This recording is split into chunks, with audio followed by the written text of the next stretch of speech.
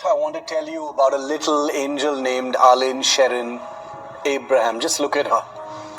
She was just 10 months old from God's own country, Kerala. 10 months old. That was her entire time on this earth. A tragic road accident took her away. She was declared brain dead, and her brave parents faced the kind of grief no parent should ever know. The loss of a child, a baby. സുഹൃത്തുക്കളെ, NDTV Shiv stock എന്ന് പറയുന്നൊരു പ്രോഗ്രാമുണ്ട്. NDTV ഒരു English ചാനലാണ് ഇന്ത്യയിലെ.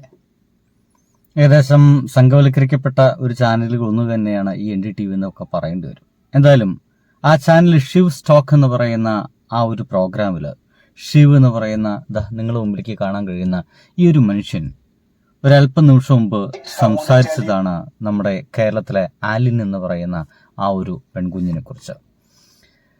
നമ്മുടെ ഈ ഒരു കേരളത്തിൽ, ദൈവത്തിൻ്റെ സ്വന്തം നാടെന്ന് പറയുന്ന കേരളത്തിൽ ഈ അടുത്ത കാലത്ത് നിങ്ങൾ നോക്കിക്കഴിഞ്ഞാൽ അത്രയധികം അശ്രദ്ധമായിട്ട് വാഹനം ഓടിക്കുകയും അതിൻ്റെ ഭാഗമായിട്ട് ഏറെ ആളുകൾ മരിച്ചു പോകും നമ്മൾ കാണാറുണ്ട്. അങ്ങനെയാണ് വെറും 10 മാസം മാത്രം ഈ ജീവിതമുണ്ടായിരുന്ന, ഈ ഒരു ഭൂമിയിൽ ജീവിതം ഉണ്ടായിരുന്ന ആ കൊച്ചു കുഞ്ഞ് മരിച്ചുപോയി. ബ്രെയിൻ ഡെത്ത് സംഭവിച്ചു. പക്ഷെ അവരുടെ ധൈര്യമുള്ള പേരൻസ്, ബ്രേവായിട്ടുള്ള പേരൻസ് ആ കുഞ്ഞിൻ്റെ ഓർഗണുകൾ കൊടുക്കാൻ തീരുമാനിക്കുന്നു. മറ്റാർക്കെങ്കിലും അത് ജീവൻ കൊടുക്കാൻ കഴിയുമെങ്കിൽ അങ്ങനെ ആ കുഞ്ഞിൻ്റെ ശരീരത്തിലെ അവയവങ്ങൾ മുറിച്ച് മറ്റു ആളുകൾക്ക് കൊടുക്കുന്ന ഒരു വൻ സംഭവമാണ് നമ്മുടെ കേരളത്തിൽ സംഭവിച്ചത്. ഞാനിതിനെക്കുറിച്ച് പറയുന്നത് എന്തുകൊണ്ടാണെന്ന് വെച്ച് കഴിഞ്ഞാൽ, നമ്മൾ ഉത്തരേന്ത്യൻ നാടുകളിലേക്കൊക്കെ നോക്കിക്കഴിഞ്ഞാൽ മറ്റുള്ളവരുടെ ജീവൻ എടുക്കാവുന്ന അല്ലെങ്കിൽ മറ്റുള്ളവരുടെ ഓർഗനുകൾ തീർത്ത് കളയുന്ന മനുഷ്യന്മാർക്കിടയിലാണ് ഇങ്ങനെ കുറച്ച് പാരൻസ് ഒക്കെ ഉണ്ടാവുന്ന ആലിൻ്റെ പാരൻസ്.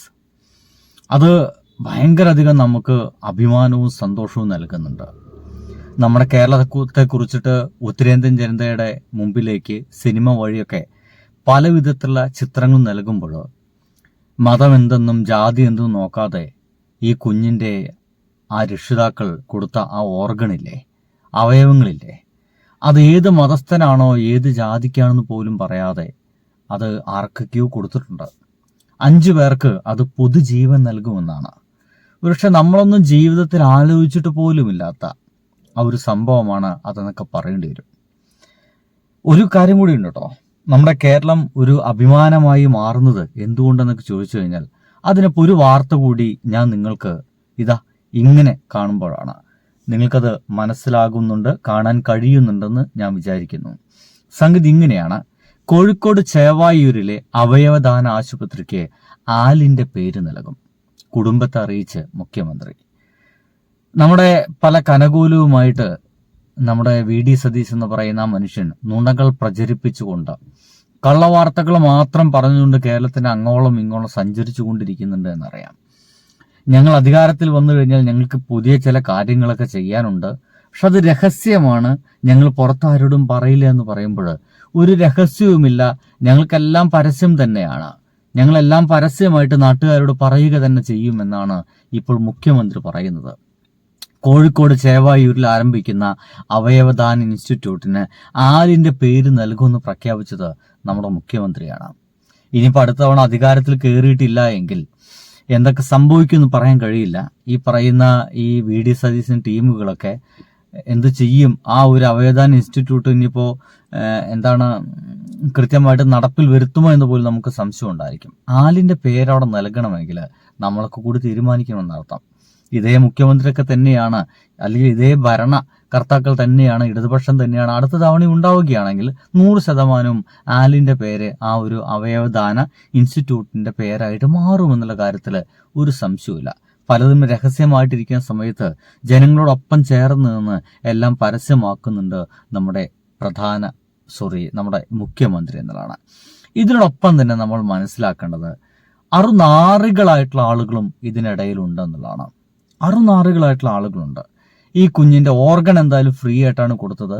അത് വെക്കണമെങ്കിൽ അവർക്ക് ഒരുപാട് പണച്ചെലവുണ്ടെന്ന് പറഞ്ഞിട്ട് സോഷ്യൽ മീഡിയയിൽ കള്ളത്തരത്തിൽ പണം പിരിക്കുന്ന ആളുകൾ കൂടി ഉണ്ടെന്നാണ് ഇപ്പോൾ നമുക്ക് മനസ്സിലാക്കാൻ സാധിക്കുന്നത്. അതിനേക്കാൾ ചെറ്റകൾ ഇപ്പോഴും എന്താണ് 6-ാം നൂറ്റാണ്ടിൽ നിന്ന് 7-ാം നൂറ്റാണ്ടിൽ നിന്നും ബസ് കിട്ടാത്ത, വണ്ടി കിട്ടാത്ത, ഇപ്പോഴും ഒട്ടകത്തിന്റെ മേലെ മാത്രം സഞ്ചരിച്ചുകൊണ്ടിരിക്കുന്ന നാറുകൾ കൂടി ഇതിനിടയിൽ ഉണ്ടെന്നുള്ളതാണ് ഒരു നാറിയുടെ വർത്തമാനം ഞാൻ നിങ്ങൾ കേൾപ്പിച്ചത്. കോഴിക്കോടാണുള്ളത്. മൈക്രോ സാധനമൊന്നും എടുത്തിട്ടില്ല. പിഞ്ചു കുഞ്ഞ് അവയവദാതാവായി എന്നുള്ള രീതിയിൽ ഭയങ്കര ഒരു മെസ്സേജ് വല്ലാതെ സ്പ്രെഡ് ചെയ്യുന്നുണ്ട്. പക്ഷെ നമുക്ക് ഒരിക്കലും ഈ ഒരു പ്രവണതയോട് യോജിക്കാനേ കഴിയുന്നില്ല. കാരണം ബ്രെയിൻ ഡെത്ത് എന്ന പേരിലാണ് പലപ്പോഴും, അതായത് പൂർണ്ണമായി മരിക്കാത്ത ആളെയാണ് ഈ അവയവങ്ങൾ പറിച്ചെടുക്കാൻ ഉപയോഗിക്കുന്നതെങ്കിൽ ഇതൊരു കൊലപാതകമല്ലേ സുഹൃത്തുക്കളെ? മരിക്കാൻ സാധ്യത നോക്കൂ, നമ്മളെല്ലാവരും എന്താണ് ഭയങ്കര അധികം വിഷമത്തോടും എന്നാൽ അഭിമാനത്തോടു കൂടി ഇരിക്കുന്ന ഈ സമയത്തും ഇത്തരത്തിൽ നാറുത്തരം വിളിച്ചു പറയാൻ ഇമാതിരി തൊപ്പി വെച്ച കുറച്ച് ആൾക്കാരുണ്ടെന്നുള്ള കാര്യത്തിൽ സംശയമില്ല. ഇവരുടെ ഒരു, എനിക്ക് തോന്നുന്നത് ഇവരൊരു രീതി പ്രകാരം സ്വീകരിക്കാം, കൊടുക്കാൻ പാടില്ല. അവയൊക്കെ അവന്മാർക്ക് സ്വീകരിക്കാത്രേ, പക്ഷെ കൊടുക്കാൻ പാടില്ല. ഒന്നും കൊടുക്കരുത്. എല്ലാം ദൈവം ഉണ്ടാക്കി വെച്ചാണ് ദൈവത്തിലേക്ക് എന്നെ തിരികെ കൊടുക്കണം എന്ന് പറയുന്ന അബദ്ധധാരണയുമായിട്ട് ഇപ്പോഴും ഈ ഒരു കാലഘട്ടത്തിലും നടക്കുന്നുണ്ടെന്നുള്ളതാണ്.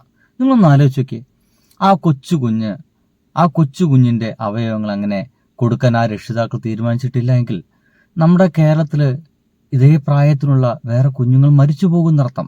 ആ ഒരു അവയവം കിട്ടാതെ മരിച്ചു പോകുന്ന ആളുകൾ അപ്പുറത്തുണ്ടെന്നർത്ഥം. നിങ്ങൾ ഈ വിശ്വസിക്കുന്ന ദൈവത്തിനൊക്കെ അപ്പുറത്തുള്ള കുറെ ദൈവങ്ങളും പരീക്ഷണങ്ങളും ശാസ്ത്രമൊക്കെ വളർന്നു കഴിഞ്ഞിരിക്കുന്നു. ഈ നാറിയ ഫുള്ളായിട്ടൊന്ന് കേൾക്കാം. മാത്രമല്ലേ ഉള്ളൂ, അത് ജീവിക്കാൻ ഒരു സാധ്യത ബാക്കിയില്ലേ? അപ്പൊ ഈ അവയവദാനത്തെ ഇങ്ങനെ അവയവദാനമാണോ അതോ ഒരു പച്ചയായ കൊലപാതകമാണോ? നിങ്ങൾ ആലോചിച്ച് നോക്ക്. എനിക്ക് ഉൾക്കൊള്ളാൻ പറ്റുന്നില്ല. പലപ്പോഴും മരിച്ചു എന്ന് സ്ഥിരീകരിച്ച് ആംബുലൻസിൽ കയറ്റിവിട്ട ആളുകൾ പോലും എഴുന്നേറ്റ് വന്നിട്ടുണ്ടെങ്കിൽ ഈ ഒരു പിഞ്ചു കുഞ്ഞ് അതിന്റെ ജീവന്റെ തുടിപ്പ് നിലനിൽക്കുമ്പോ മറ്റാർക്കോ ജീവിക്കണം എന്ന് പറഞ്ഞിട്ട് എന്തോ പുണ്യകർമ്മം എന്ന് പറഞ്ഞായിരിക്കും ചെയ്യുന്നത്.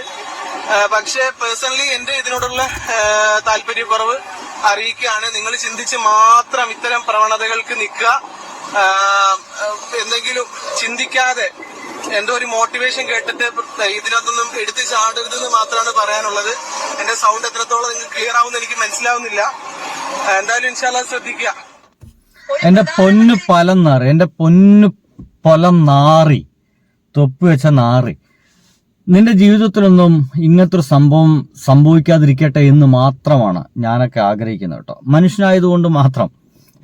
ചില ആളുകളൊക്കെ ഇതൊക്കെ നിന്റെ ജീവിതത്തിൽ സംഭവിക്കണടാ എന്നൊക്കെ പറയുന്നുണ്ടായിരിക്കും. ഇതൊന്നും നിന്റെ ജീവിതത്തിൽ സംഭവിക്കാതിരിക്കട്ടെ എന്ന് മാത്രമേ പറയുന്നുള്ളൂ. കാരണം ഇതേപോലെ ഒരവയവം കിട്ടിക്കഴിഞ്ഞാൽ ജീവിതം മുന്നോട്ട് പോകും എന്നുള്ള ഒരവസ്ഥയിൽ നിൽക്കുമ്പോൾ ഇങ്ങനെ ആരെങ്കിലുമൊക്കെ കൊടുക്കാനുണ്ടെങ്കിൽ മാത്രമാണ് അത്രയും ജീവിതം മുന്നോട്ട് നയിക്കാൻ കഴിയുകയുള്ളൂ എന്ന് പറയുന്ന അവസ്ഥയൊന്നും നിനക്കും നിന്റെ എന്താ പറയുക ബാക്കിയുള്ളവർക്കും ഞാൻ പറയുന്നില്ല. അങ്ങനൊന്നും പറയാൻ പാടില്ല. എങ്കിലും ഇത് അറിയാതെ പറഞ്ഞു പോവാണ്.